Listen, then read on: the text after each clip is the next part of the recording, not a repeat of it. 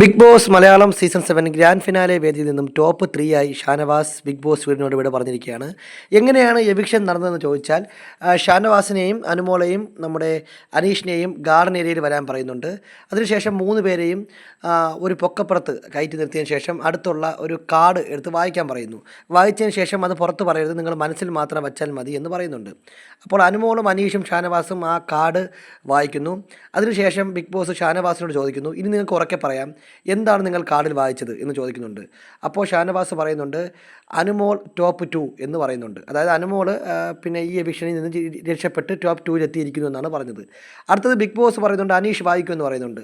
അപ്പോൾ അനീഷ് പൊട്ടിച്ച് വായിക്കുന്നു. അനീഷ് വായിക്കുന്നത് എങ്ങനെയാണ്? ഷാനവാസ് എവിക്റ്റഡ് എന്നാണ് വായിക്കുന്നത്.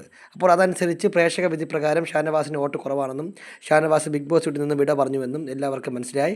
അങ്ങനെ ഷാനവാസ് അനീഷിനോടും അനുമോളോടും യാത്ര പറഞ്ഞ് രണ്ടുപേർക്കും ഓൾ ദ ബെസ്റ്റ് എല്ലാം പറഞ്ഞതിന് ശേഷം പുറത്തിറങ്ങി ലാലേട്ടനെ കാണുകയാണ്. ഇപ്രകാരമാണ് നമ്മുടെ ഷാനവാസ് എവിക്റ്റ് ആയിരിക്കുന്നത്. ബിഗ് ബോസുമായി ബന്ധപ്പെട്ട കൂടുതൽ ലൈവ് എക്സ്ക്ലൂസീവ് അപ്ഡേറ്റുകൾക്കായി നമ്മുടെ ചാനൽ സബ്സ്ക്രൈബ് ചെയ്യുക.